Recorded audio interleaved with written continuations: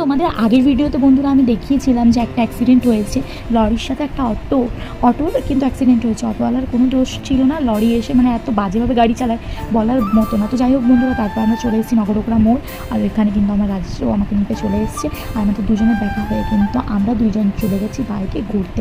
কোথায় যাচ্ছি সেটা দেখতে হলে অবশ্যই তোমাদের শেষ পর্যন্ত আমার ভিডিওটা দেখতে হবে। প্রথমত তোমাদের আমি বলি যে আমরা আপাতত যাচ্ছি হাবড়ায়, দুজনে ওয়েট করছি, দুইজন আসবে। আর আমাদের গ্যাংয়ের দুইজন বলতে প্রীতমদা এবং তিশা, ওরা দুজন আসবে বলে আমরা অপেক্ষায় থাকবো।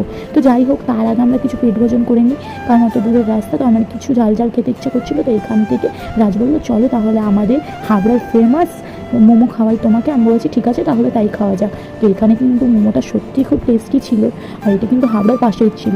তো যাই হোক, তারপরে কিন্তু আমার পেট ভরেনি, তাই আমি আবারও বিস্কুট খেয়ে নিয়েছি। তোমরা দেখতেই পাচ্ছ বন্ধুরা, এখানে বৃষ্টি স্টার্ট হয়ে গেছে। তো যাই হোক, পরে ভিডিওতে আবার দেখা হবে, টাটা।